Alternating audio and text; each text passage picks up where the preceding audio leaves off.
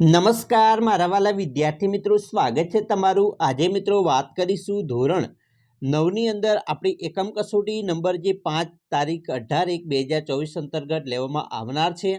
જે મિત્રો ગણિતનું પેપર તમારું લેવામાં આવશે તેના પેપરનું સંપૂર્ણ સોલ્યુશન આજે આપણે આ વિડીયોમાં કરીશું, જે તમારી આવનારી એકમ કસોટીમાં ખૂબ જ ઉપયોગી નીવડશે।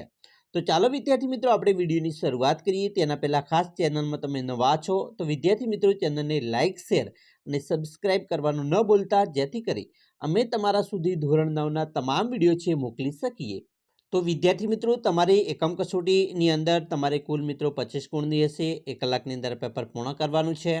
ત્યારે આપણે સૌપ્રથમ વિભાગ નંબર 1ની અંદર જે પ્રશ્નો આપેલા છે એક એક વાક્યના તેની વાત કરી લઈએ, પછી બીજા પ્રશ્નોની વાત કરીશું।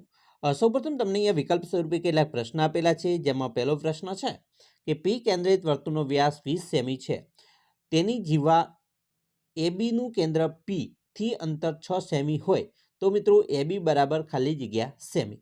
તો અહીંયા મિત્રો તમારે જે વ્યાસ આપેલો છે, બરાબર, જીવા આપેલી છે, એનું કેન્દ્ર છે પી થી અંતર છે 6 સેમી છે, તમારે એબી છે એ શોધવાનું છે। તો મિત્રો એબી છે એ આપણને મળે છે 16, બરાબર, તો 16 સેમી આપણને એબી મળશે। બીજું છે એક્સ વાય એ ત્રિકોણ એક્સ વાય ઝેડના પરિવૃત્તનો વ્યાસ છે, તો ખૂણો એક્સ ઝેડ વાય બરાબર ખાલી જગ્યા। તો અહીંયા મિત્રો ખૂણો એક્સ ઝેડ વાય આપણે શોધવાનો છે, તો એ જે મળે છે એ આવશે 90 મળશે, એટલે કે કાટખૂણો મળે છે। ત્રીજું છે પી કેન્દ્રિત વર્તુળમાં એબી જીવા છે અને સી એ ગુરુચાપ એબી પરનું એ અને બી થી ભિન્ન બિંદુ છે।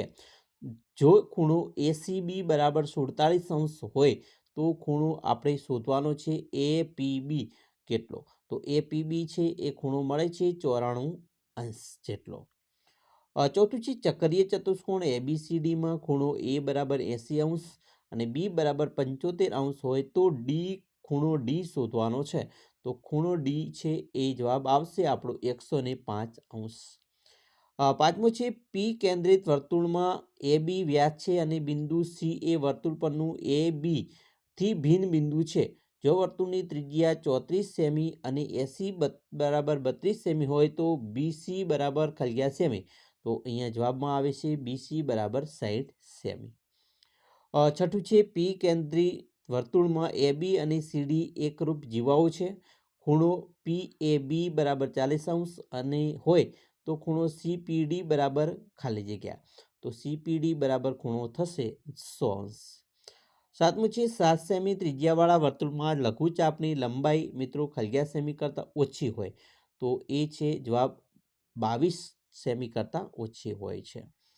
આઠમું છે ચક્રીય ચતુષ્કોણ એબીસીડી માટે ખૂણો એ માઇનસ ખૂણો સી બરાબર 20 હોય તો ખૂણો એ બરાબર ખાલી જગ્યા, તો ખૂણો એ બરાબર મિત્રો જવાબમાં આવે છે તે આવશે 100। હવે આપણે નીચેના વિધાનો સાચા બને રીતે ખાલી પૂર્ણ કરવાની છે। પહેલી ખાલી જગ્યા છે કે લંબચોરસની બાજુઓના મધ્ય બિંદુઓને ક્રમમાં જોડવાથી ખાલી મળે, તો મિત્રો શું મળે છે?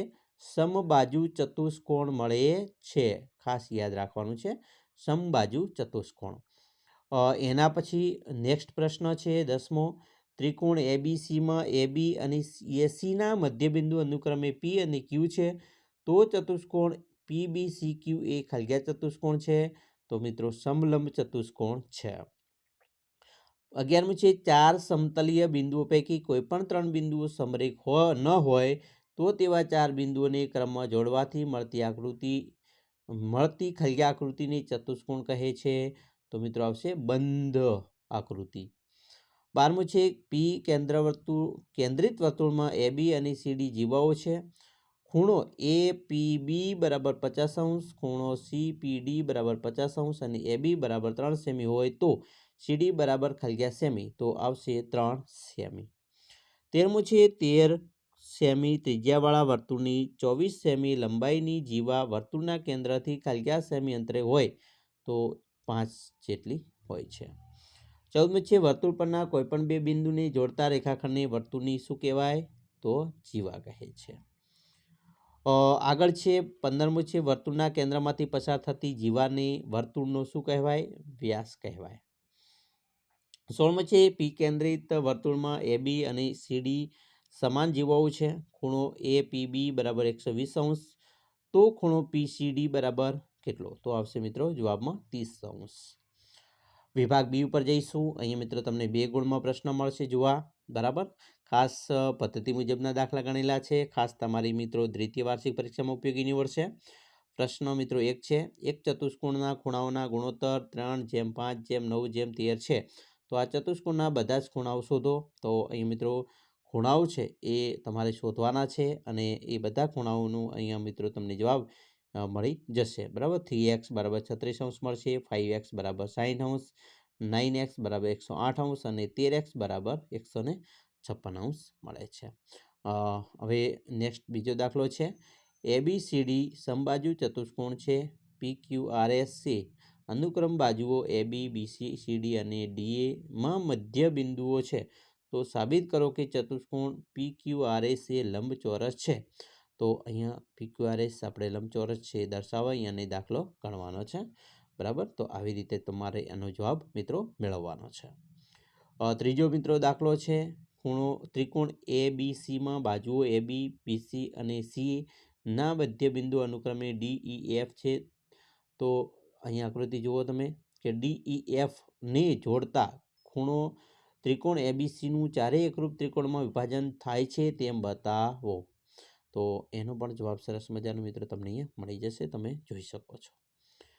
ચોથું છે, સમાંતર રેખાઓ LMN ના છેદિકાઓ P અને Q એવી રીતે છેદે છે કે LM અને N રેખાઓ રેખા P પર સમાન અંતઃખંડો AB અને BC કાપે છે. તો સાબિત કરો કે LM અને N રેખા Q પર પણ સમાન અંતઃખંડો DE અને PF કાપે છે. જે તમે આકૃતિ જોઈ શકો છો અને એનો મિત્રો જવાબ તમને અહીંયા મળી જશે. સરસ મજાનો જવાબ છે, ખાસ ગણતરી કરી લેજો.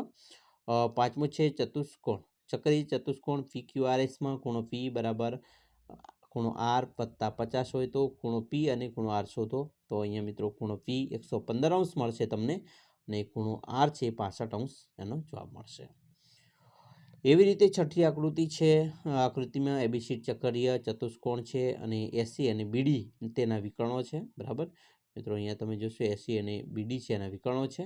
જો ખૂણો ડીબીસી મિત્રો ખૂણો ડીબીસી 55° હોય અને ખૂણો બીએસી બરાબર ખૂણો બીએસી એ છે 45° હોય, આ 45 હોય અને આ છે 55 હોય, તો મિત્રો ખૂણો BCD શોધો. તો તમારે આપણે શોધવાનો ખૂણો છે BCD, સોરી અહીંયા ખૂણો છે BCD એટલે કે આ ખૂણો આવશે, આ ખૂણો કેટલો થાય છે. તો એ માટે મિત્રો તમે અહીંયા દાખલો રીત જોઈ શકો છો અને એનો જવાબ છે ABCD 80° થશે. સાતમું છે, બે વર્તુળો બે બિંદુઓ A અને Bમાં છેદે છે. આ બે વર્તુળો વ્યાસ AD અને AC છે. સાબિત કરો કે BA રેખાખંડ DC પર આવેલું છે. અહીં આકૃતિ મુજબ તમે જોઈ શકો છો, બરાબર. તો એનો જવાબ તમને અહીંયા મળી જશે. એવી રીતે એક વર્તુળની જીવા અને ત્રિજ્યા સમાન છે. આ જીવા એ લઘુચાપ પરના બિંદુ આગળ અને ગુરુચાપ પરના બિંદુ આગળ આંતરેલા ખૂણા શોધો. તો અહીંયા મિત્રો આંતરેલા ખૂણા પણ તમારે શોધવાના છે અને આવી રીતે એનો દાખલો લખી શકો છો.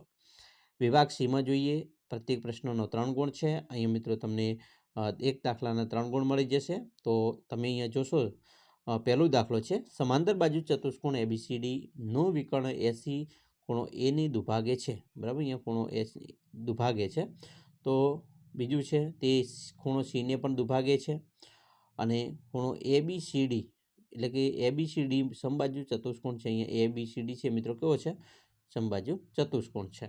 તો એનો આપણે ખૂણો સાબિત કરવાનું છે. તો સાબિતી અહીંયા મિત્રો તમે મેળવી શકો છો. તો આવી રીતે તમારા દાખલા છે મિત્રો આવેલા છે. ખાસ દાખલા જોઈ લેજો, એનો જવાબ આપી દીધો છે, એ પ્રમાણે તમે ગણજો. મોસ્ટ IMP દાખલા છે મિત્રો, ઘરે બેસીને એકવાર આનો અભ્યાસ કરજો, તમને 100% તમારી આવનારી એક્ઝામ ઉપયોગી નીવડશે.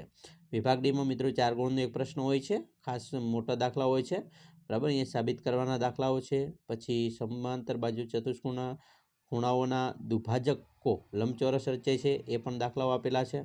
તો આ દાખલાઓ છે ખાસ મોસ્ટ IMP છે તમારા માટે. તો આ દાખલાઓ ખાસ મિત્રો ઘરે બેસીને એકવાર ગણતરી કરી લેજો. તમને તમારી આવનારી એક્ઝામમાં ખૂબ જ ઉપયોગી નીવડશે. બરાબર મિત્રો? તો ચાલો આશા રાખીએ છીએ તમને આપણો વિડીયો ગમ્યો જ હશે અને વિડીયો ગમ્યો હોય તો મિત્રો લાઇક, શેર અને સબસ્ક્રાઈબ કરવાનું પણ ન ભૂલતા.